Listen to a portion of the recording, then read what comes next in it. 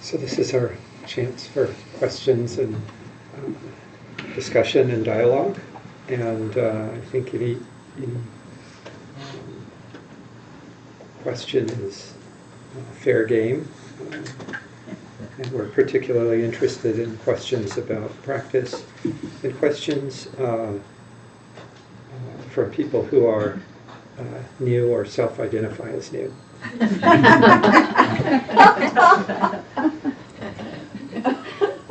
That would be Mary. So, well, That would be Mary. I feel new.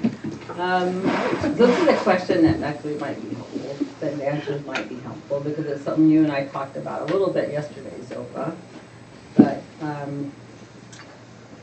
having to do with attachment, and in particular attachment to loved ones. And as we get older, we know that those people are going to go away. It's like, you know, when I had kind of an experience myself recently that was really scary, that had to do with worrying about losing a loved one. I know that people recently have had this, but how do you, but knowing this can happen, knowing I'll still be sad, how do you work with that? You know, how do you work that? You talked about giving, you know, practice giving that person away. And I guess I just wanted a little more.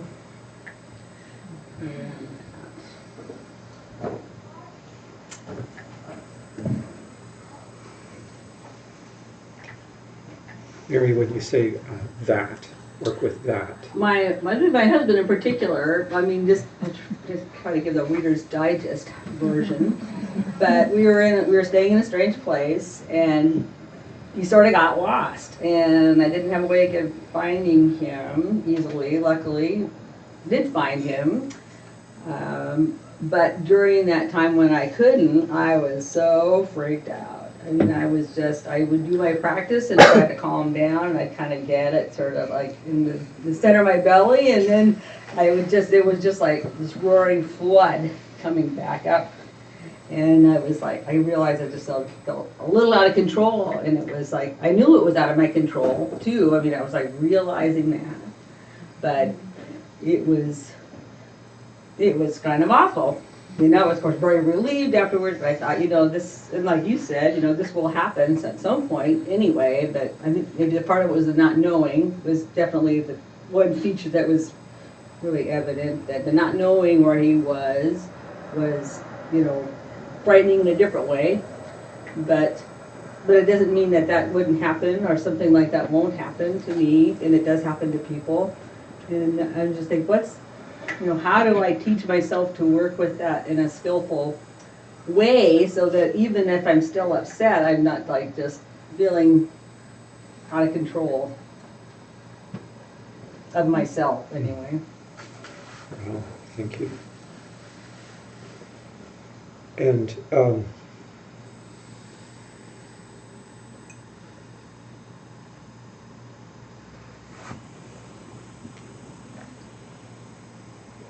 what about what you just described felt not skillful? The panic is like, I don't know if I've ever felt that before. Mm. I mean, everybody's been scared. I don't know if I've ever felt exactly like that. That was new. And I get more empathy for people that lose people like that. You know, Cynthia told me about somebody, she had a teacher or a person she knows that 20 years ago her husband went on a bike ride and never saw him again. I mean, I just can't imagine how horrible that would be. You know, people that have lost a child like that. The empathy was a good thing, but on the other hand, you know, this flood of raging emotions just didn't feel helpful. So one thing I'll say this, and I'm talking a lot, but I was up there in Canada seeing my teacher, And I'd actually had a short meeting with him before this happened. And during the midst of it, I was actually just, I'm praying to Rinpoche, please help me find him.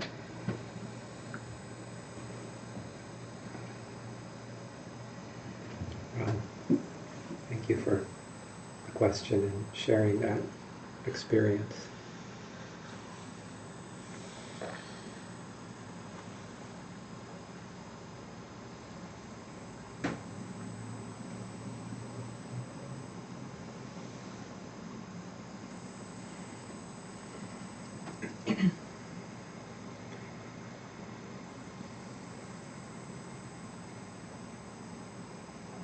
I think that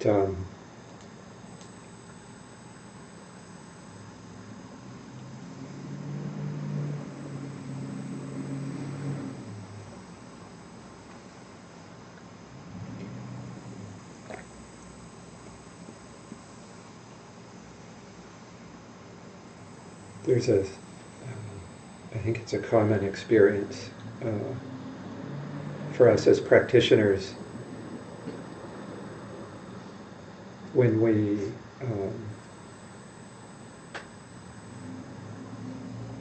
encounter a situation which is a little bit or even a lot above our capacity to hold within our attention, to think, well, that shouldn't happen, or I must have done something wrong, or maybe this Buddhist stuff isn't all it's cracked up to be.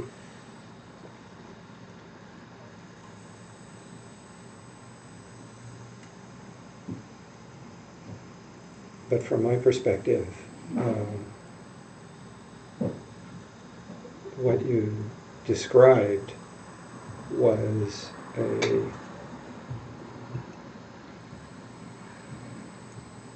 very skillful application of your practice to a situation that was overwhelming, at least at times.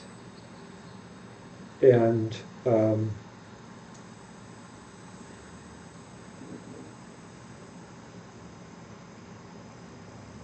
just all of the things that you did, you took refuge in your teacher.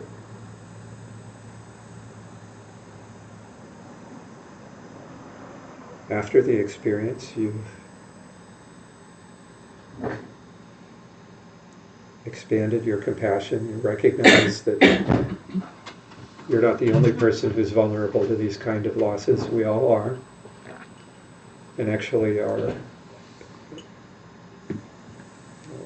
we could be acutely aware of them at any time. We just aren't usually. We aren't in touch with our vulnerability.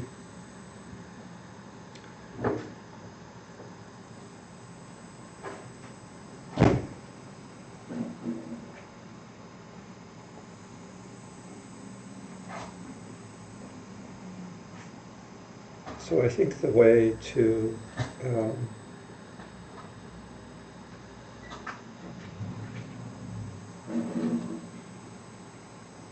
when those situations arise, to the degree that you're able to bring your attention to them, to bring your heart to them, to bring your practice to them, you do that just as exactly as you described doing. And if the conditions or the situation are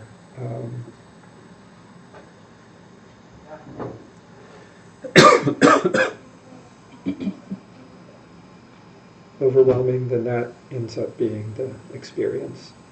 And so maybe you can't hold the whole thing in your attention.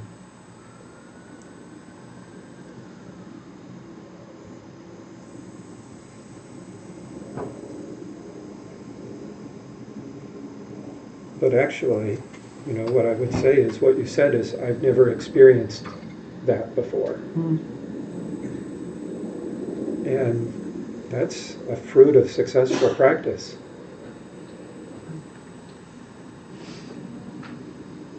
It's a little, what should be unsettling is the degree to which we don't, on a daily basis, experience things that we've never experienced before.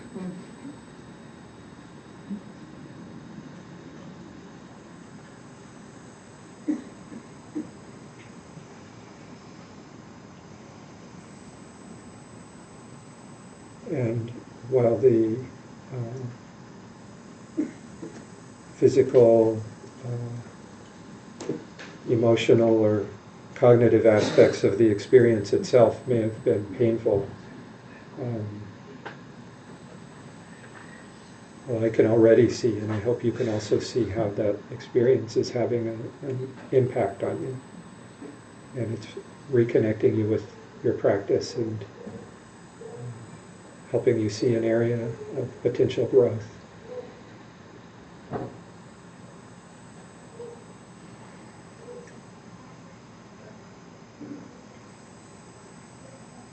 And I guess you've kind of had this door forced open for you.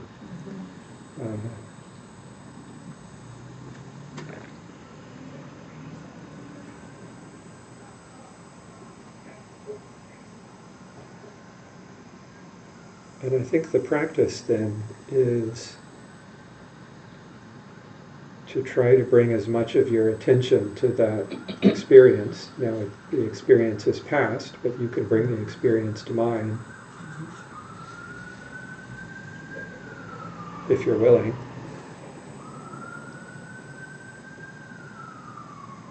And try to look into it more deeply and familiarize yourself with it.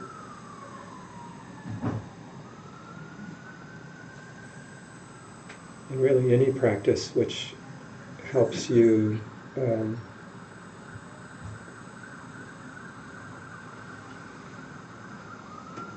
look more deeply, bring it closer, make it familiar, I think is the right practice. And there's lots of different potential ways. One suggestion I've heard for trying to approach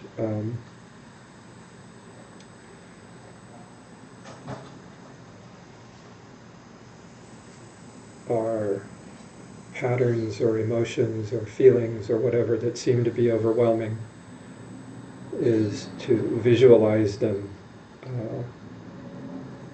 at a safe distance.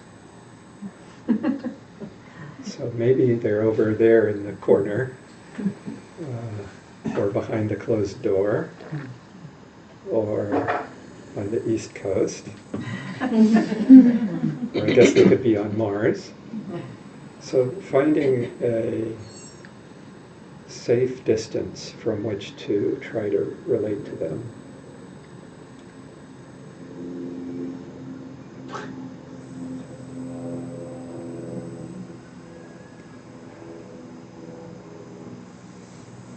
But another way, I've heard Sangha members here describe. I think Michael Diamze sometimes will. He will relive the experience and imagine Trungpa Rinpoche there with him.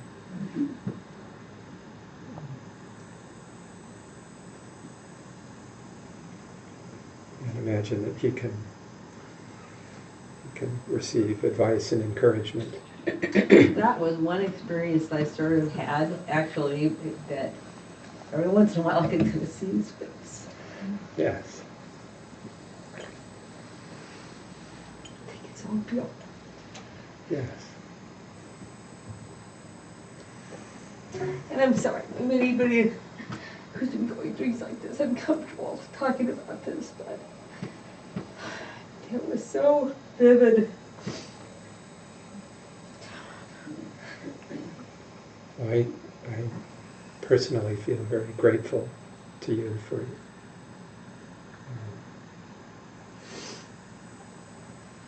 sharing that experience. It's a difficult experience and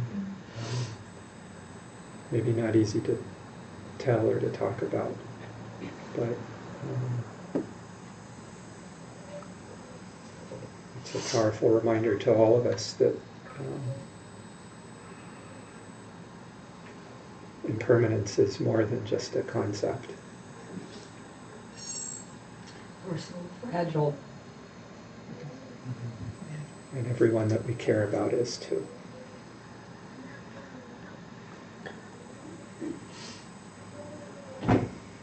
So thank you.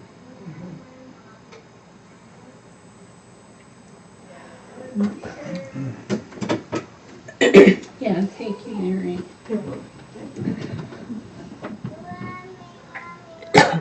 So I'm thinking of two words that have come up, vivid and fragile.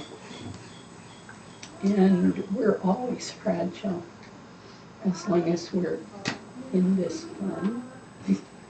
We never know when we're going to get sick. We're aging without any control over it. And deaths happen sometimes. People live to old age, but a lot of times not. They go on a hike. Pat and Steve's friend, I'm pointing at the altar because the person's name is there. Their close friend went on a hike recently and no one's found him. You know, and you can see that your practice is deeper right now, right? Mm-hmm.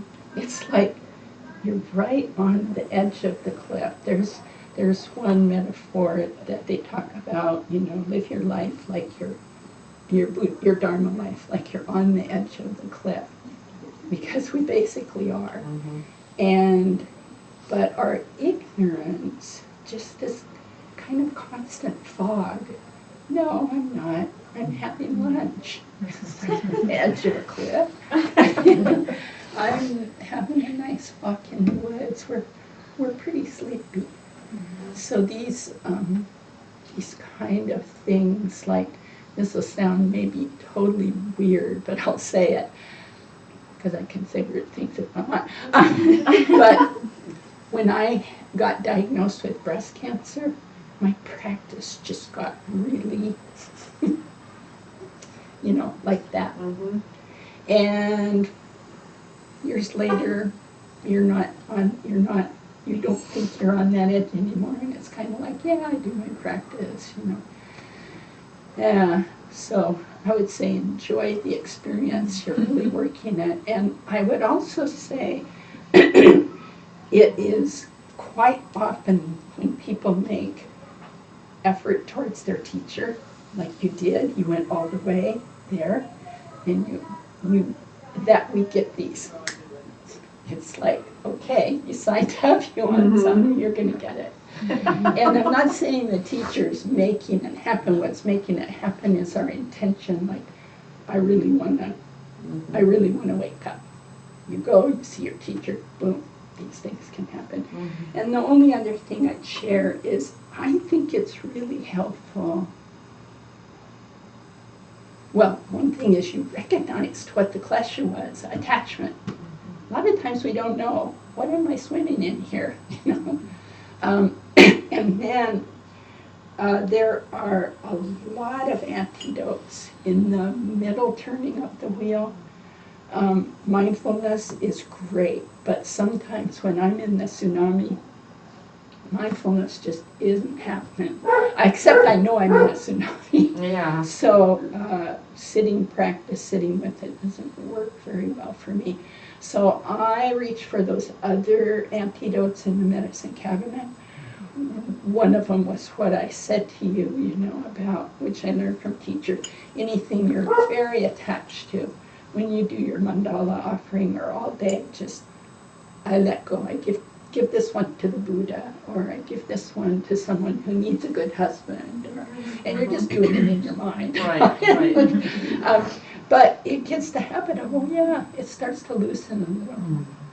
And of course, one of the four thoughts that All our teachers say, please do these every day, even do them for a minute. Death.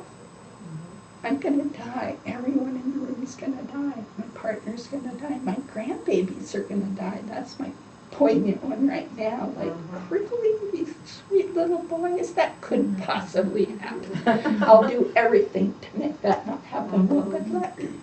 You know, you're in a human body, you're gonna die. Maybe soon, maybe later. But the more we practice ahead of time with our minds, like, how will that be for me when that one's gone? Or maybe I'll go first. Wow. So some contemplative type of analysis is helpful ahead of time. And the forethoughts, you know, yeah, I'm gonna die, but right now, precious human is life. This opportunity to grow from this. You will have so much more room now for people who have lost. Your compassion's already gone. Thanks to your teacher and your efforts. So doing these ahead of time, then we're not so shocked, not so shocked. And when we get shocked, then we get to see, oh, that's the one I haven't been working on. I've been ignoring ignorance, ignore. Yeah. So thank you so much. Thank you. Thank you, Yeah. Erik.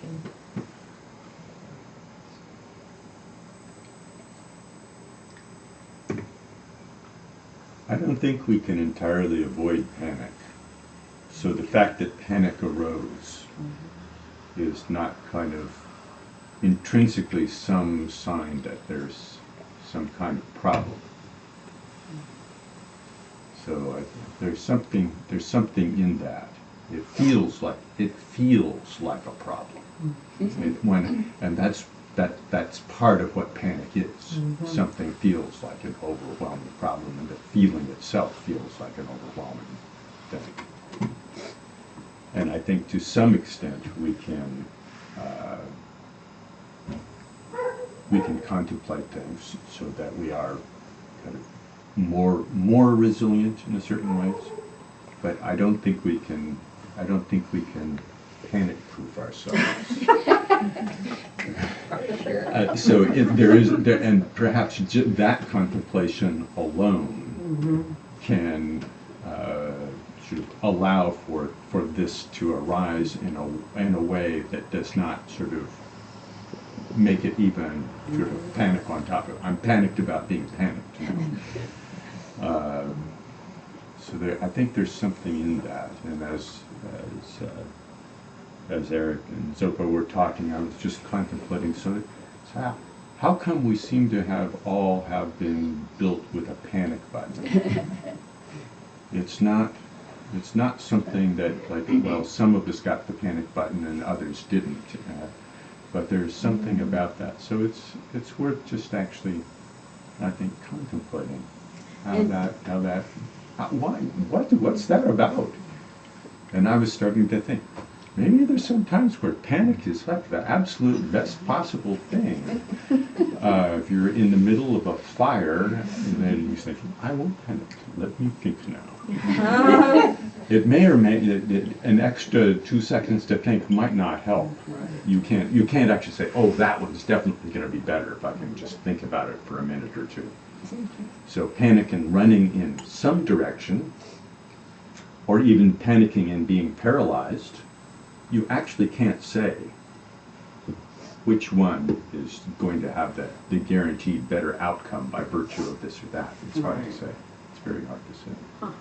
So I was just contemplating, panic's an interesting thing, interesting card that we've been dealt. Thank you. So would that be, you know, we talk a lot about in this tradition, you know, our emotions, like, you know, when you purify anger, like wisdom. So if you purified panic, is panic just a physical thing that we do then, and then we just are aware of it? Or is there a flip side to that?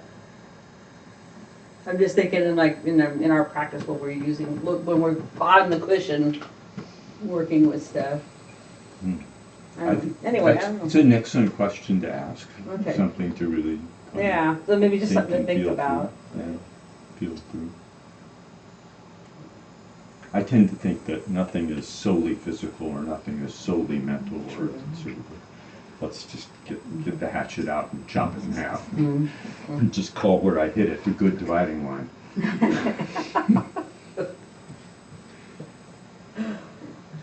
Well, I'm finding my mind going, sort of circling around refuge and false refuge. and understanding or sort of seeing, certainly in my life, there's a big question of, like, so every day in my relationships, am I cultivating love, or am I cultivating false refuge? You know, like where I think it might be. It feels loving, but maybe I'm doing a lot every day to reinforce my attachment, maybe more that I'm actually in a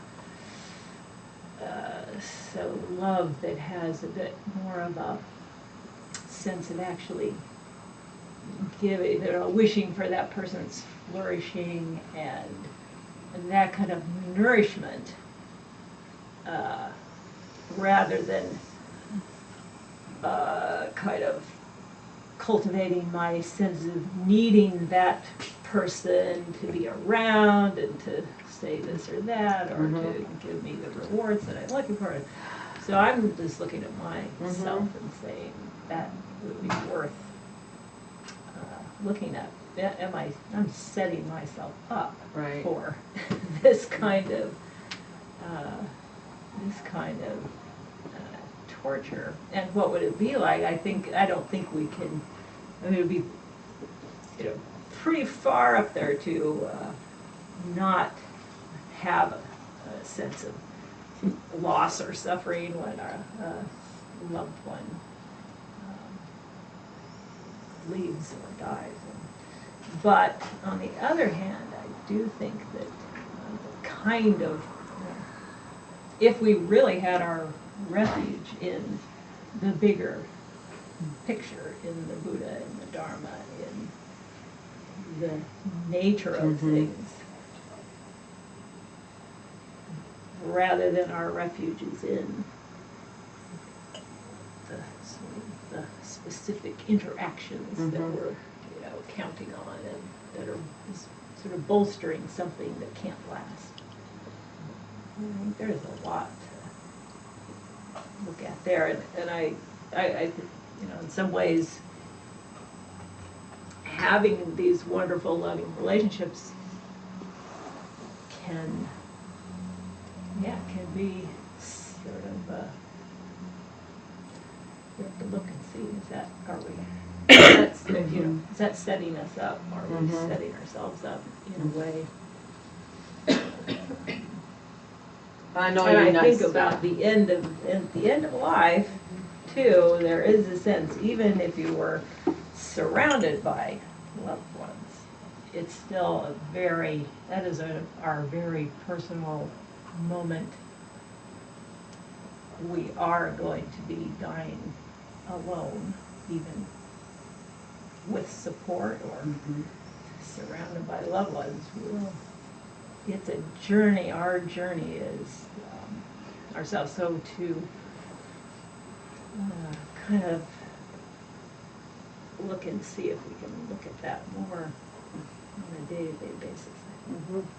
And I know you're not saying because of to start with, you're saying, you love them more, but just in a way that's not, for me, maybe, like, not grasping. Yeah, what maybe looking at what is our love for someone? What is it made of? What is it that we are we, is it a set of expectations, or is it a set of, transactions that were, certain things that make us feel good, and those things that make us feel good, are they things that are kind of, that help us in our, achieving our goals, or, sort of help us in a deeper way, that inspire us to see our own nature? Is that what we're, that makes us feel loved, or is it someone telling us things that, whatever, that are only adding to sort of a, sort of like the ice cream of the day, which is just gonna be gone in, Right. 10 minutes, and it's not sort of leading to anything that's our true happiness. So like, it's very interesting to look at what is our sense of the love that we have, or that we receive, or that we give too. Thank you, guys. There's a lot there, I think. That's the secret of life. And death.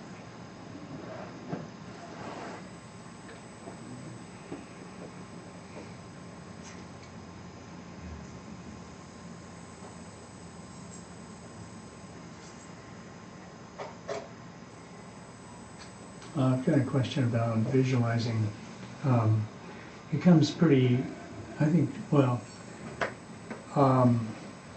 visualizing something, there's so many options for an object. And then, but it's suggested, for example, that you could visualize a black dot the size of a pea and rest your attention on that. And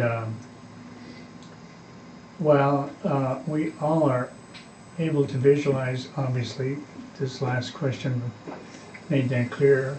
Well, but that's like kind of involuntary in a way. But when I try to visualize a black dot, it's really hard. When I'm trying to visualize something that has no emotional content for me or anything, there's no natural desire to visualize a black dot. But, it's something I want to do. So, do you have any pointers, any suggestions about that? It just doesn't come as easily as it does watching your breath.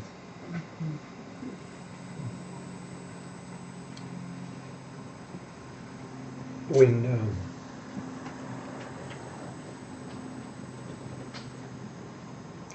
in what way does it not come as easily? It's not there. Occasionally a black dot will show up, but it doesn't stick around very long, and it's not what I'm being instructed to do. So it doesn't stay. Yeah, well, that one that shows Well, up on its sometimes own you try to accord do it. doesn't stay. And Sometimes you try and it's not there. Sometimes it's there, but it doesn't stay long, and so it's easily your attention wanders easily off of it. yes, I can't even claim any credit for the one that shows up for a minute. That's good, Who's doing that? right? Well, that's, When it comes. then you're doing it right. Yeah, true. I don't understand that. What you're seeing is that the black dot appears, but you didn't do it, Uh-huh. which I think is, I think that's also my experience of the practice of attempting to visualize things. That there are objects where, as you say, that you have an emotional connection to, or you feel good about them, where it feels like they're easier to hold in your attention. And you might think, oh, well, I'm doing that. So I think the value of practicing with things that you don't have an emotional connection to or attachments to, is that you may actually get a more accurate view into your mind. I mean, the breath is, unless you have breathing problems, is a wonderful, I mean, it's a kind of has blissful aspects to it. And it's very easy to just sink into that and kind of peace out. Much harder to do that with a black dot. Mm-hmm. So the black dot leaves you alone with your mind, and that can be hard. But I don't think you're doing it wrong. And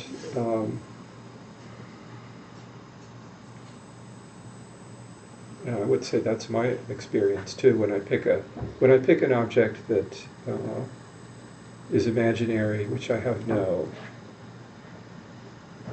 investment in.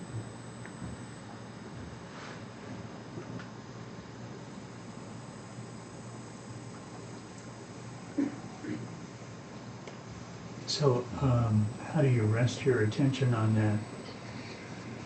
Just what you are saying, it's more difficult, or less difficult, depending on how you're gauging success. Like if you're defining success by there's a black dot there and my attention stayed on it for the duration of my meditation, then you'll feel like a failure. On the other hand, if you gauge as your measure of success, I am going to attempt to visualize a black dot, but I'm not going to put any effort into it whatsoever.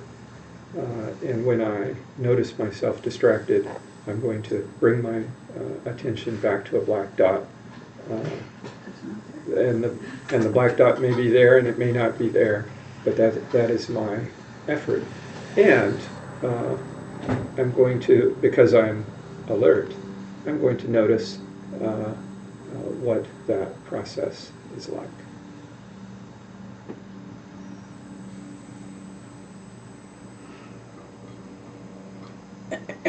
I think it's an excellent practice, especially as an alternate to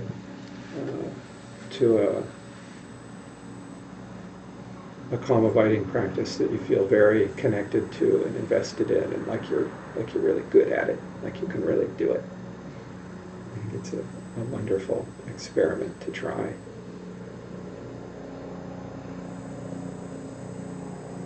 It seems worth doing. Yes.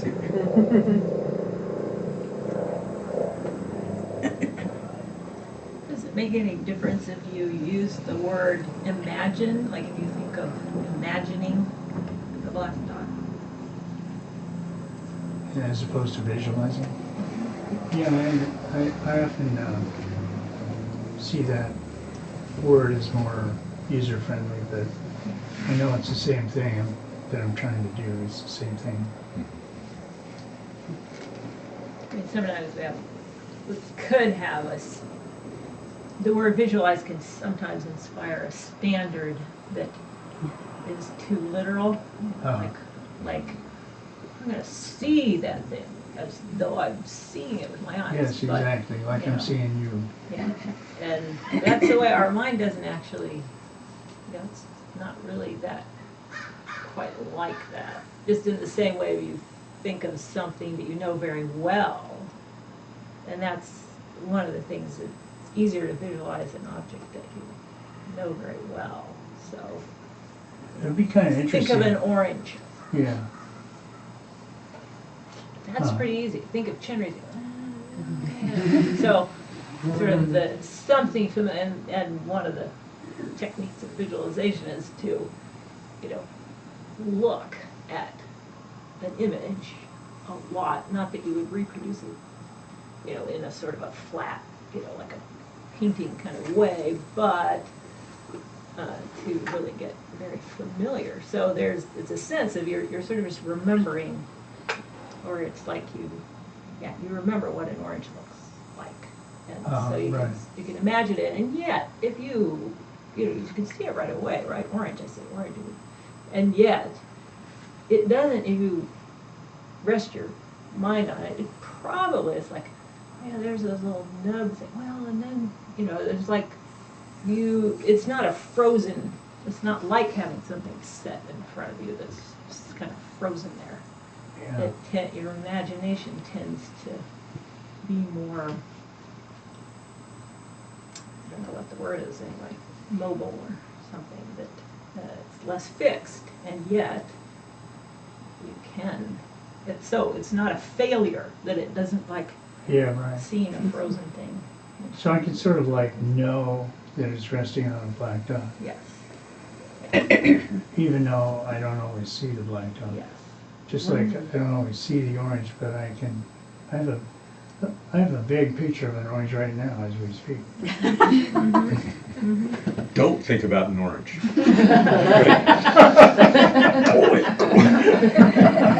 Well, that's one way to do it. Forbid yourself from thinking about a black dot. Duration of your session. Wow, they're all numbers. That's good. You had something? Yeah, all these things are actually very interesting little pieces, like the don't think about it, and the sense of, well, just imagine it, and the notion, if you spent 15 minutes with a piece of paper, and you just took a pencil, and you made like 50 black dots, and kind of looked at each one for a second, it would be very different whether it sort of came up or not. And that's one of the classic instructions for millennia about learning to visualize.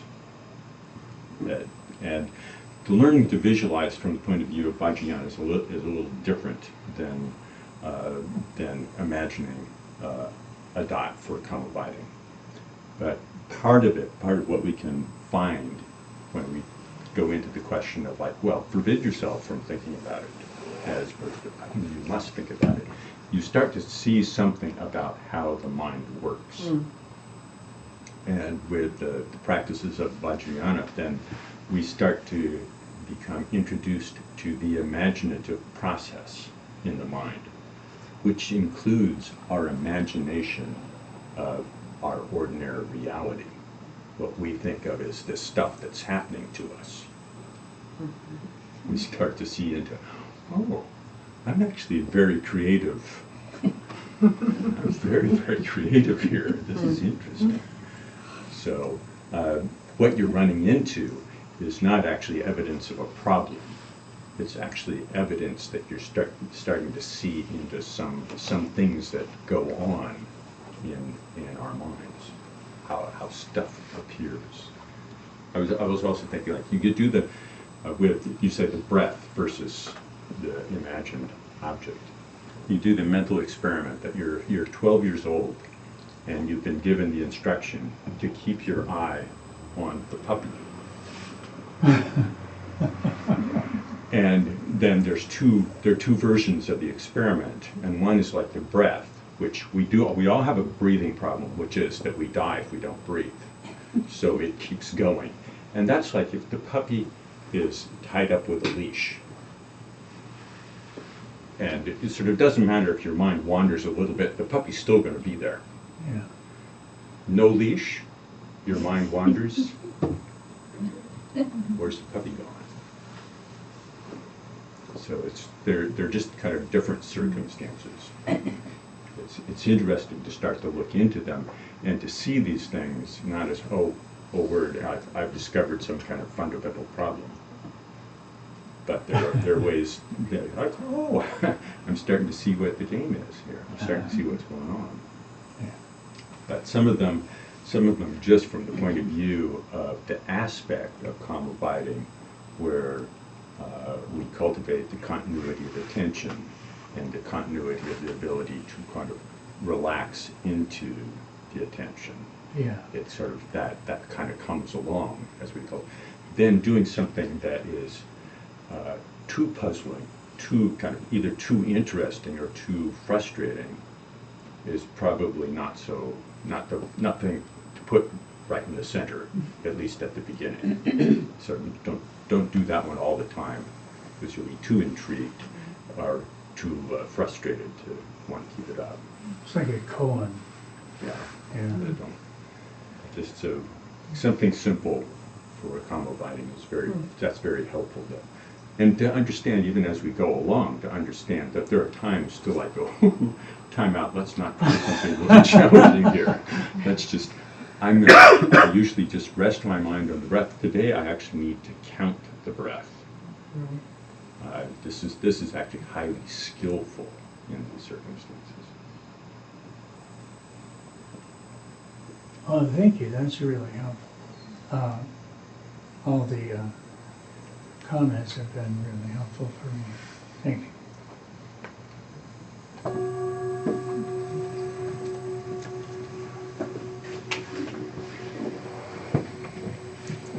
We keep the merit.